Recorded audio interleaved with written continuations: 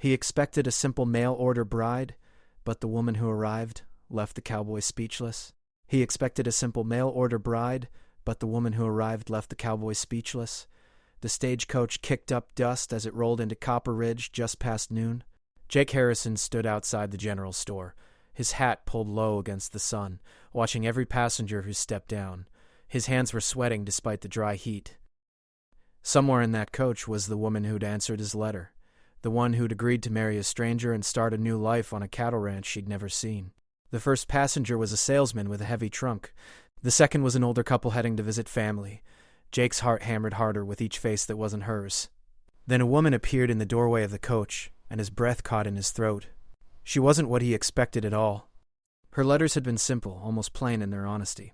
She described herself as practical, hard-working, and ready for ranch life. Jake had pictured someone ordinary, maybe even a bit worn down by life.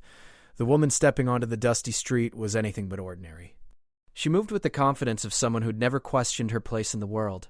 Her traveling dress was finer than anything the women in Copper Ridge wore, deep green silk that caught the light, but it was her eyes that stopped him cold.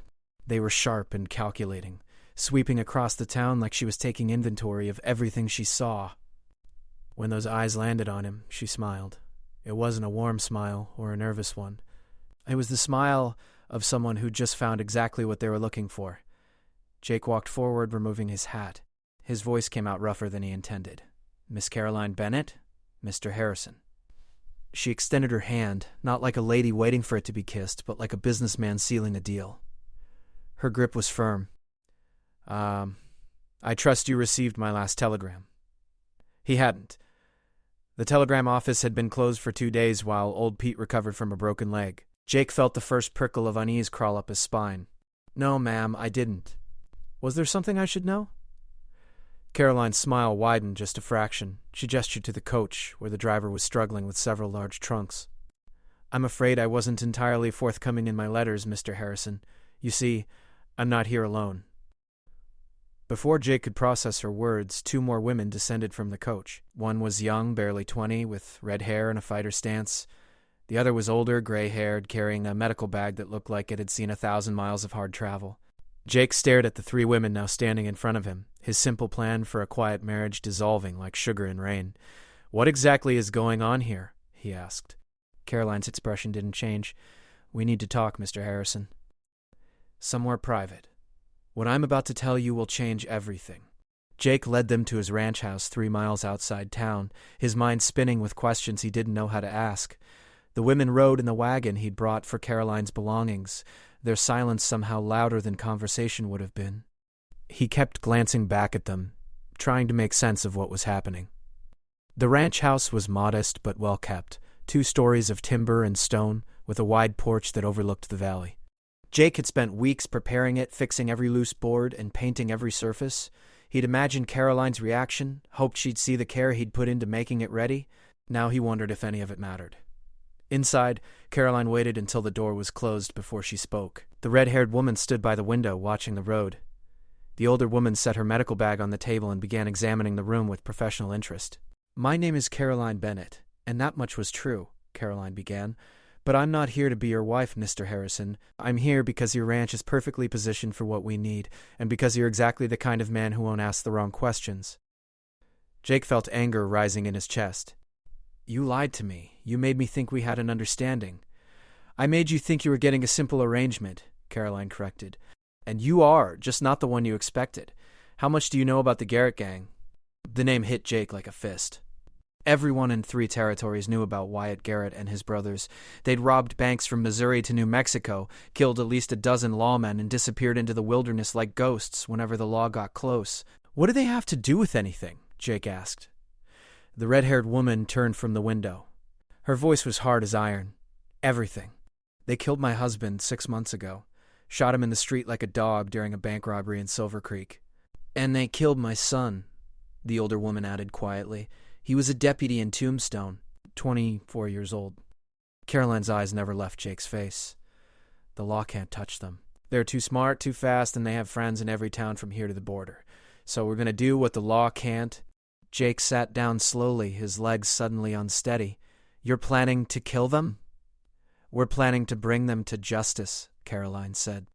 Dead or alive, but preferably alive so they can hang proper. And we need your help. Why me? Why my ranch? Caroline pulled a folded paper from her bag and spread it on the table. It was a map, marked with dates and locations. Jake recognized some of the towns, places where robberies had happened over the past year. They're moving in a pattern, Caroline explained. Every robbery brings them closer to this region. We have information that their next target is the bank in Copper Ridge. Your ranch sits between the likely escape routes. If we're here, we can intercept them. The red-haired woman stepped forward. My name is Kate Murphy. I can shoot better than most men, and I'm not afraid of hard work. I'll earn my keep on this ranch while we wait. I'm Dr. Helen Price, the older woman said. I've sewn up more bullet wounds than you've had hot meals. When this goes bad, and it will go bad, you'll want me here. Jake looked at the three of them, these women who'd traveled hundreds of miles on a mission that could get them all killed. Part of him wanted to throw them out, tell them to take their revenge somewhere else. But another part, the part that remembered his own brother dying in a range war 5 years back, understood exactly why they were here. What makes you think I'll help you? He asked. Because you're alone out here, Mr. Harrison. Because you were desperate enough to send for a mail-order bride. Because you know what it's like to want something you can't have. She paused. And because Wyatt Garrett killed your father. Jake's blood turned to ice. How do you know that? I know everything, Mr. Harrison. I've spent 2 years researching this gang, tracking their movements, finding their victims. Your father was hauling freight through Apache Pass 8 years ago when the Garrett gang ambushed his wagon. They took everything he had and left him to die in the desert. Jake had been 17 when it happened. The memory of finding his father's body, already picked over by vultures, still woke him up some nights. So you came here to use me? He said. I came here to offer you a chance at justice, Caroline replied. Help us catch them, and you'll have your revenge. Refuse, and we'll find another way. But either way, the Garrett gang is going to pay for what they've done. Kate moved away from the window suddenly, her hand dropping to the gun at her hip. Riders coming. 3 of them moving fast. Jake went to look. 3 men on horseback were approaching the ranch, kicking up dust. He didn't recognize them, but something about the way they rode made his instincts scream danger. Caroline's voice was calm but urgent. Mr. Harrison, I need you to make a decision right now. Are you with us or not? Because those men work for Wyatt Garrett, and they're here to see who just arrived in town. Jake's mind raced. Everything had happened so fast. From Caroline stepping off that stagecoach to armed men riding toward his property. But when he looked at the 3 women, he saw something that made his decision easier. They weren't afraid. Kate had already positioned herself with a clear line of sight to the door. Helen was calmly moving medical supplies within reach. Caroline stood waiting for his answer with the patience of someone who'd already calculated every possible outcome. Get into the kitchen, Jake said. Stay quiet and let me handle this. Caroline shook her head. That's not how we work, Mr. Harrison. We need to know if you're committed. You want commitment? Jake pulled his rifle from above the fireplace and checked the chamber. I'll give you commitment. But we do this smart. Kate, can you get to the barn without being seen? Kate nodded. Through the back door and around the grain shed, they won't spot me. Do it. Get into the loft with a rifle. Don't shoot unless I signal, but make sure they know you're there if things go wrong. He turned to Helen. Doctor, I need you upstairs at the window. You won't need to shoot, just be visible. Make it clear this house has more than one person defending it. Helen picked up her bag and headed for the stairs without a word. Jake was starting to understand why Caroline had chosen these particular women. They moved like soldiers, following orders without question or hesitation. Caroline remained by the table. What about me? You're my new wife as far as they know, Jake said. Act like it. Answer any questions, simple and direct. Don't give them reason to doubt the story. The riders were close enough now that Jake could see their faces. Hard men, the kind who wore their violence like a second skin. The one in front had a scar running from his eye to his jaw. All 3 carried rifles across their saddles. Jake stepped onto the porch just as they reined in their horses. He kept his rifle pointed at the ground, but ready. Behind him, he heard Caroline move to the doorway. Help you, gentlemen? Jake called out. The scarred man smiled, but it didn't reach his eyes. Name's Cole. We're looking for some folks who came through town today. 3 women traveling together. Station master said they headed this direction. My wife arrived today, Jake said. From back east. Don't know about any other women. Cole's eyes shifted to Caroline in the doorway. That right, ma'am? You traveling alone? Caroline stepped forward, and Jake was amazed at how completely she transformed. Gone was the calculating woman from the stagecoach. In her place stood a nervous bride, twisting her hands together, eyes downcast. "Yes, sir," she said softly. "Just me and my trunks. It was a long journey." "Funny thing," Cole said, leaning forward in his saddle. "Driver said he dropped off 3 women, 2 of them matching descriptions of some troublemakers we've been tracking. Women asking questions about people who value their privacy." Jake felt his grip tighten on the rifle. Driver must have been confused. "Heat does that to people.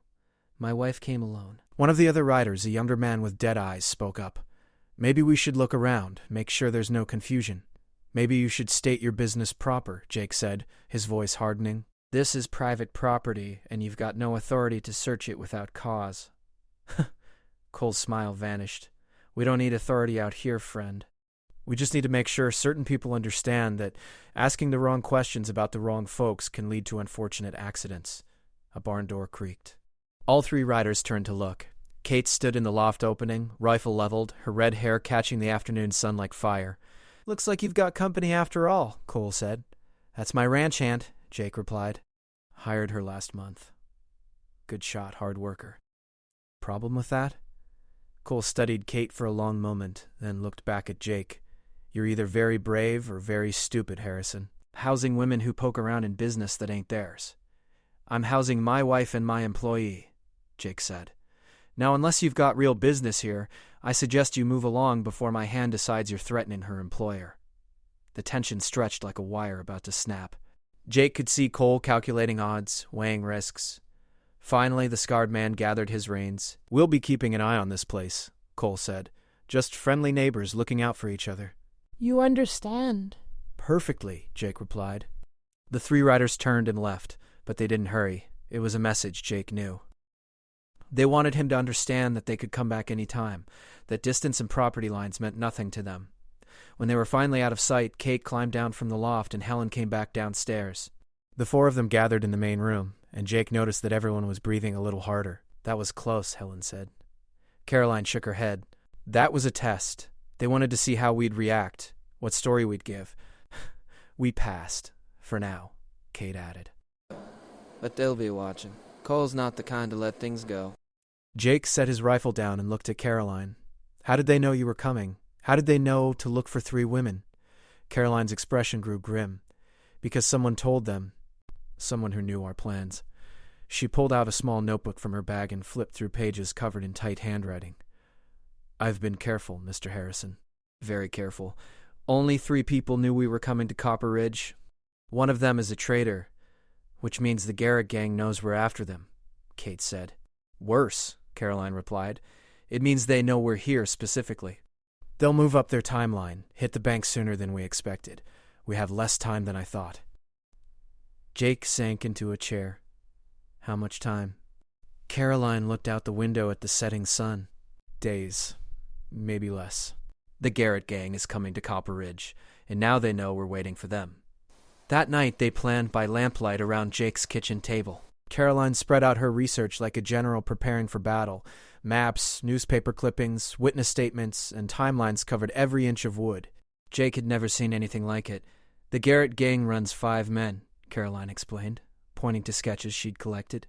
"Wyatt is the leader, smart and methodical. His brother Danny handles the explosives, can crack a safe or blow a door without waking the neighbors.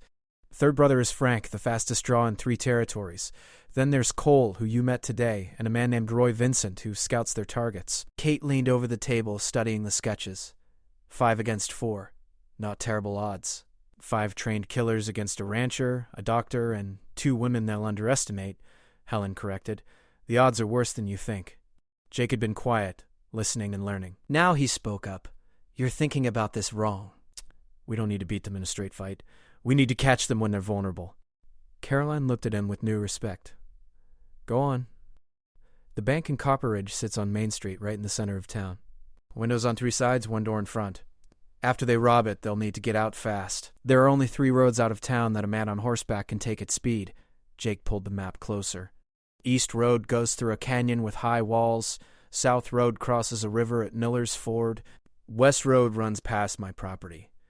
"You think they'll come this way?" Kate asked. I think Cole came here today to scout the route, Jake said. He wanted to make sure the west road was clear, that there'd be no surprises when they ran. By confronting us, he learned exactly where we are and what we're capable of.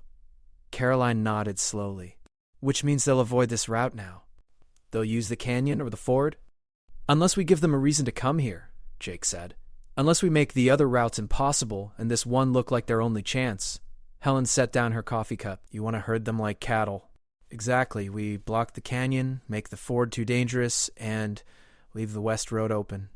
They'll think they're choosing their own escape, but we'll be ready. Caroline began making notes, her mind already working through the logistics. We'd need help. 4 people can't cover enough ground to make this work. I know people in town, Jake said. Good people who've lost money or family to gangs like this. They'll help if we ask right. Kate was still studying the map. What about Cole and his friends? They'll be watching us. If we start recruiting help, they'll know something's coming. Jake smiled for the first time since this whole thing started. Then we don't recruit in town. We recruit people Cole doesn't know about. My neighbors, ranchers who trust me. Men who've lived here long enough to know every trail and hiding spot in these hills. Over the next 2 days, Jake rode out to every ranch within 10 miles. He spoke to men he'd known for years, shared coffee and straight talk about what was coming. Some said no, too afraid of the Garrett gang's reputation. But most said yes. They'd all lost something to outlaws over the years, and the chance to strike back was worth the risk.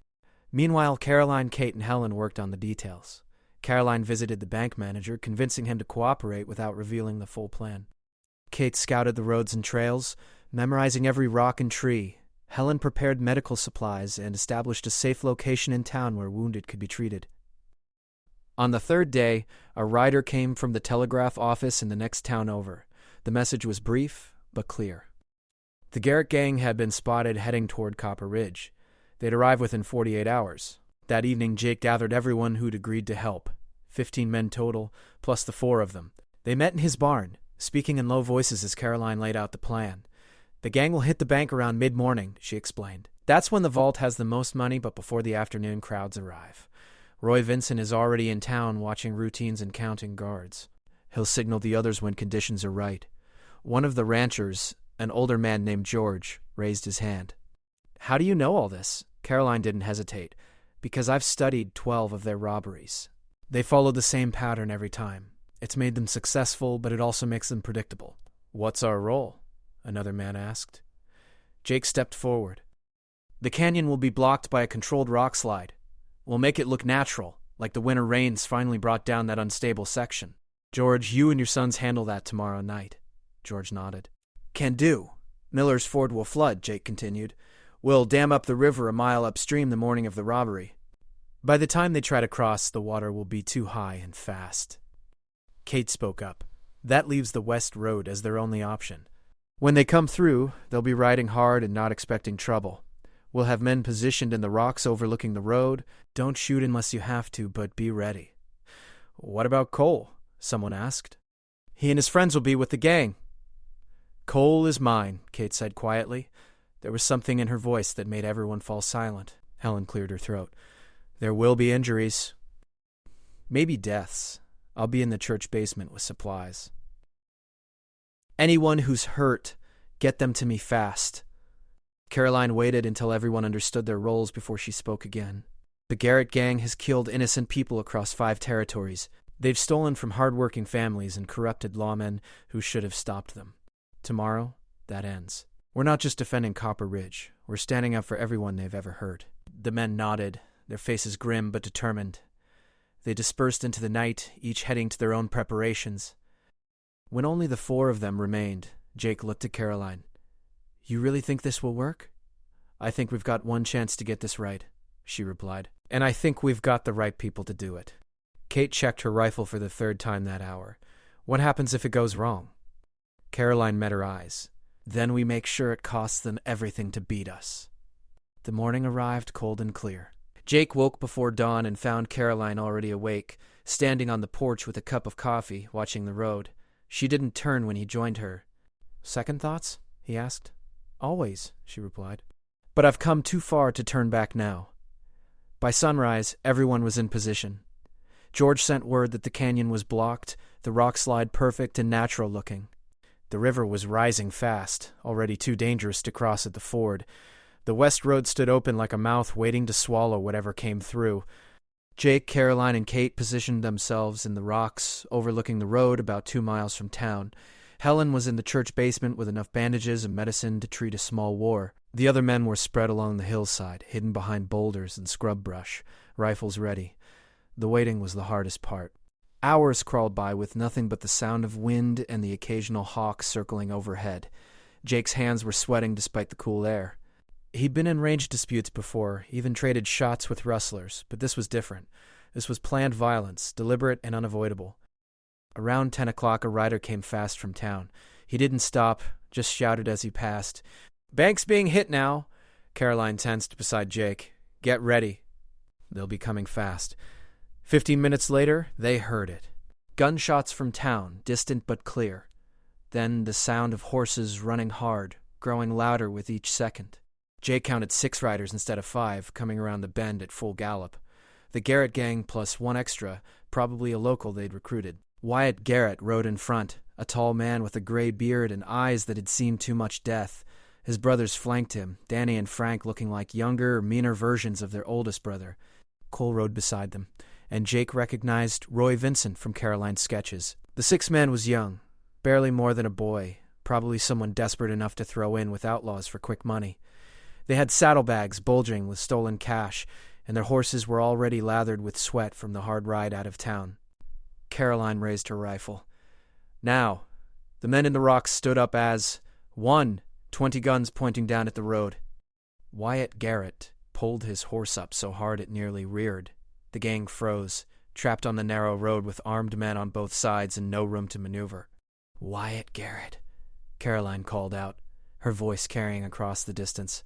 "You're surrounded. Throw down your weapons and you'll live to see trial." Wyatt's laugh was cold. "You think a bunch of ranchers and farmers scares me? We've shot our way out of tighter spots than this." "Not this time," Jake said. "Your other routes are blocked. You ride forward, you die. You ride back, the law's waiting in town. Your only choice is surrender." For a long moment, nobody moved. Jake could see Wyatt calculating, trying to find an angle that didn't end in death or capture. Then Frank's hand dropped toward his gun. "Don't," Kate said, her rifle aimed square at his chest. Frank froze, but Cole was already moving. His gun cleared leather fast, firing toward the rocks. The shot went wild, but it broke the standoff like a hammer through glass. Suddenly everyone was shooting, the morning exploding into thunder and smoke. Jake dove behind cover as bullets struck stone all around him. He returned fire, trying to aim for horses instead of men, trying to stop the gang without killing anyone. But this wasn't that kind of fight. The outlaws were shooting to kill, and the ranchers were defending their lives. Danny Garrett wheeled his horse around, reaching for something in his saddlebag. Caroline saw it first, recognized the shape of a dynamite stick. She didn't hesitate. Her shot took him in the shoulder, spinning him off his horse before he could light the fuse. Frank was faster than anyone expected. He got off 3 shots in the time it took most men to fire once. One of the ranchers fell, clutching his leg. Another ducked back behind cover just in time. But Kate was faster. Her bullet caught Frank in the gun hand, and his revolver clattered to the road. The young recruit panicked and ran, spurring his horse back toward town. Nobody stopped him. He wasn't important. Roy Vincent tried to make a break for it, charging his horse up the hillside between 2 positions. He made it 20 yards before 3 rifles spoke at once. He fell from the saddle and didn't move. That left Wyatt and Cole. The oldest Garrett brother had his gun out but wasn't shooting. He was looking at his brothers, one bleeding on the ground, one clutching a ruined hand, seeing his gang destroyed in the space of a minute. His eyes found Caroline, and something like recognition crossed his face. "You're the woman who's been tracking us," he said. "I'm one of them," Caroline replied. "Drop the gun, Wyatt. It's over." Cole made his move then, firing toward Kate while spurring his horse forward. But Kate had been waiting for him, had been waiting since the day they killed her husband. Her first shot took his horse down, her second caught Cole as he tried to roll clear. He went down hard and stayed down. Wyatt Garrett looked at the ruin of everything he'd built. His gang was finished. His brothers were captured, or dead. There was nowhere left to run. Slowly, he lowered his gun and let it fall. "Smart choice," Jake said. The ranchers came down from the rocks, keeping their weapons trained on the outlaws while they tied them up. Helen came from town in a wagon, already working on the wounded. She saved Danny Garrett's life, even though he'd killed her son. She was a doctor first, and that meant everyone got treatment. The young recruit was caught trying to hide in a barn. He gave up without a fight, crying and begging for mercy. The money from the bank was recovered, every dollar accounted for. 3 days later, the territorial marshal arrived with a prisoner wagon. Wyatt, Frank, and Danny Garrett were loaded in chains, headed for trial in the capital. Cole had died from his wounds despite Helen's best efforts. Roy Vincent was buried in the town cemetery, his grave unmarked. The reward money was substantial. Jake insisted it be split among everyone who helped, with extra shares going to Helen and Kate for their losses. Caroline refused her portion, saying the justice was payment enough. The night before Caroline was set to leave, Jake found her on the porch again, looking out at the stars. "Where will you go?" he asked. "There are other gangs," she said. "Other victims who need someone to stand up for them." "You could stay," Jake offered. "Not as a wife, just as a friend. This ranch could use someone with your talents." Caroline smiled, and for the first time it reached her eyes. "I appreciate that, Mr. Harrison. But I'm not done yet. There's still too much wrong in this world that needs setting right. What about Kate and Helen? Kate's staying in Copper Ridge. She's buying the old gunsmith shop, plans to teach women how to shoot and defend themselves. Helen's opening a clinic here, says the town needs a proper doctor." Jake nodded. That felt right. Both women had found something worth staying for. "Will I see you again?" he asked. "Maybe," Caroline said. "If another gang makes the mistake of coming through this territory, you'll probably get a letter from a mail-order bride who isn't quite what you expect." She left on the morning stage, traveling alone this time, her trunks packed with the same careful research that had brought down the Garrett gang. Jake watched until she disappeared from sight, then turned back to his ranch and the life waiting for him there. He'd answered in an advertisement looking for simple companionship and gotten something far more complicated. But standing there in the morning sun, thinking about the past week and the women who'd changed everything, Jake couldn't bring himself to regret a single moment. Sometimes the best things in life were the ones you never saw coming.